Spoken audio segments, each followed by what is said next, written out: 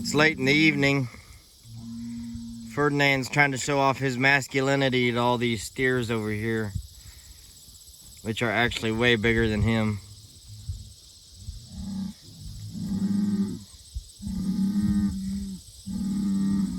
But he ain't gonna let them know that.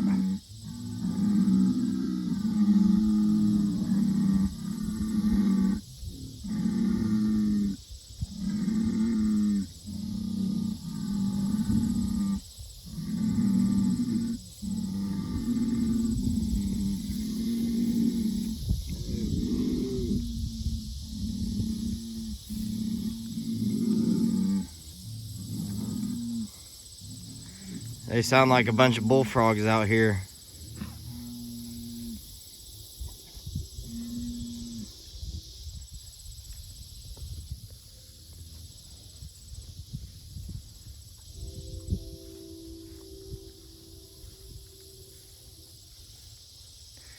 Ferdinand ain't gonna let nobody stare him down.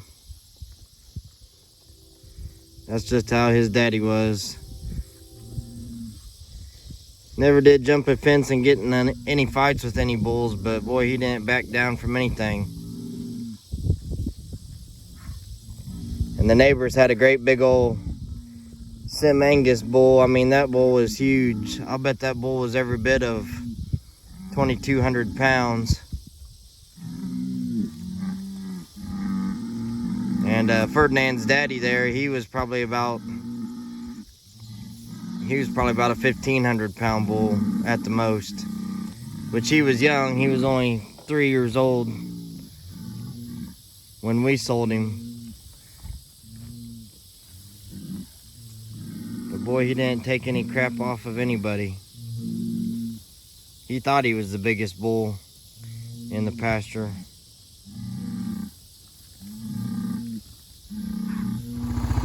Here comes May.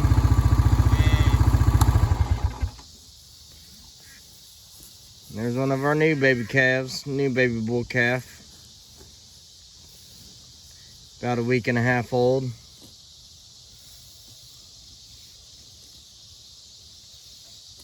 There's red in the background.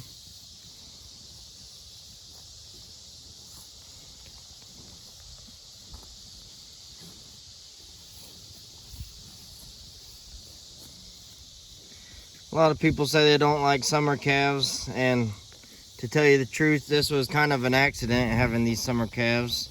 It's not what we planned. But they're all doing just fine. I mean, yeah, there's flies out. We got heifers that's got pink eye. But these little calves seem to be doing okay. They're getting immunities from their mama's milk. They're getting antibodies.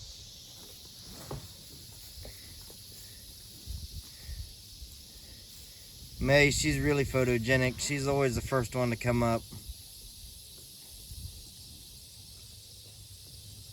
Everybody likes her. Everybody just thinks she's cute as button, and she is. We weren't gonna save any heifers out of this bunch of calves, but I don't know. Heather's taking a liking to her. For obvious reasons, you can see why. It's getting real dark out here. That's why this video is grainy. The phone is actually lighting up the footage. It's actually not that bright out here.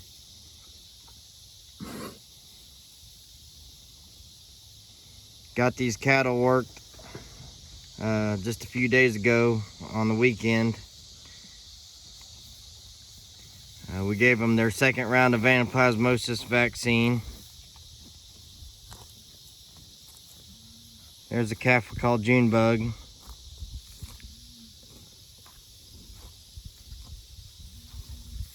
That's our 5-year-old cow right there.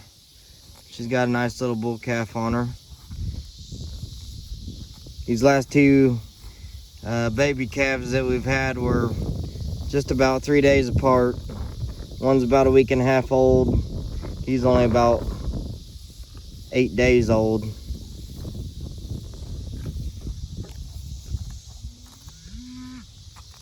There's the mama to the other new calf. Here comes Ferdinand. He was back there talking smack on those big steers. He thought they were going to intrude on some of his heifers.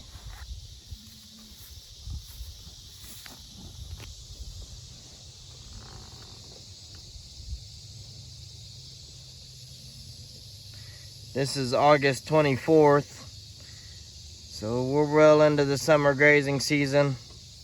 And like I said, we just had 2 new babies a week ago, and another new baby about a week or week and a half before that, or maybe a couple weeks before that.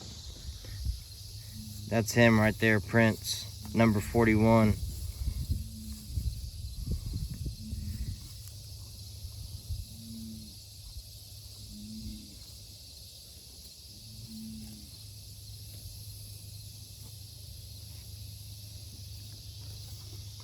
But next year we're going to shoot for our calving to be middle to late April and some in May. Hopefully most of them will be late April, but there's going to be some in May, and that's okay. I'm just fine with that.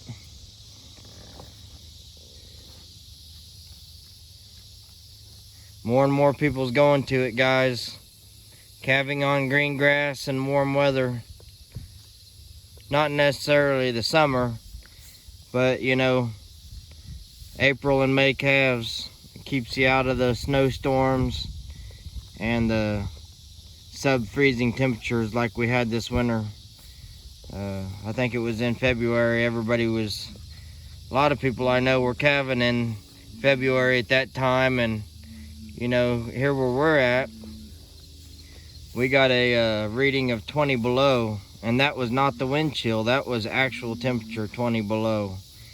And I know down there where we're from, a few hours away, you know, they got down there to similar temperatures, you know, somewhere around 16 below. And I mean, everybody was bringing their calves inside, putting calves in the truck, putting calves in the basement, in the house. I mean, it was just a mess. Staying up all night with calves in the barn because their mamas couldn't lick them off in time because they would have just froze to death. I mean, it was bitterly cold, and you don't want to deal with that, I can promise you. There's no reason that you can't calve in May and April, you know, which I think is a natural calving season for cattle. And calve in good weather, calve on green grass, and you ain't gonna be feeding as much hay to lactating cows because the grass is growing.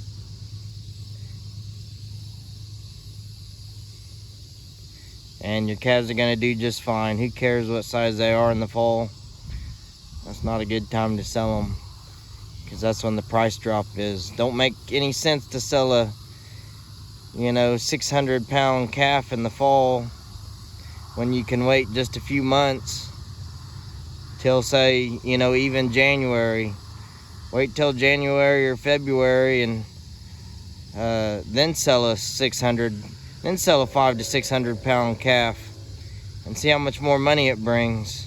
And you didn't have as much into that calf because you didn't feed as much hay to their lactating mama from February till, you know, late April when the grass finally came on.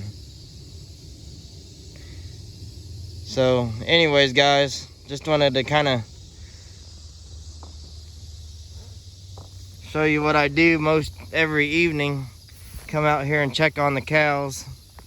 Didn't show you everything. I went over there and checked on the steers and all that.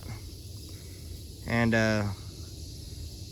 it's almost dark out here. Really, the phone is making the picture brighter, but sometimes it is late when I get out here.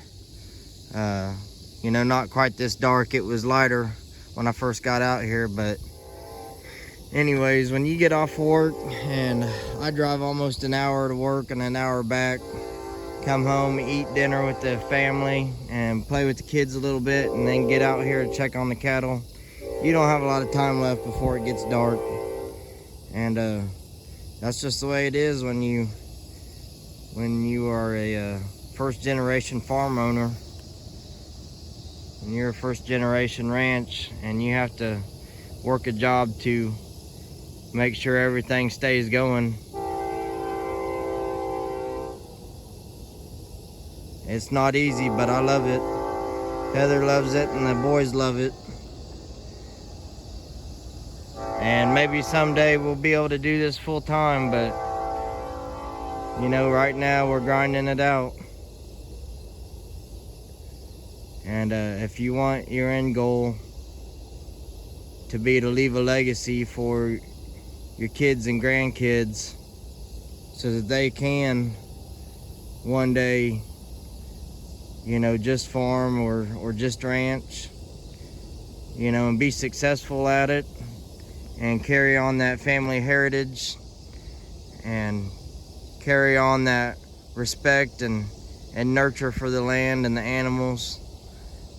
You know, this is how it gets started. It gets started with you going to work every day, coming out here and still taking care of your cattle, still finding time to spend with the family.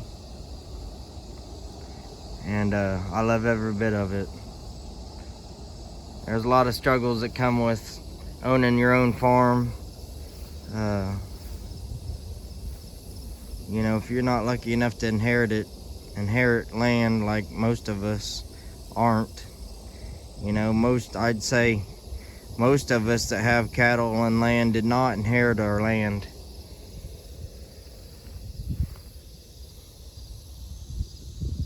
There's only a few lucky ones that will. But don't be afraid to take it on. We did.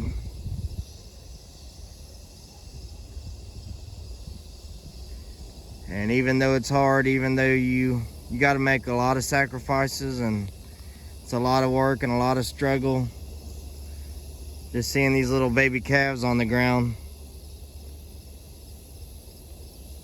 It's getting pretty blurry now.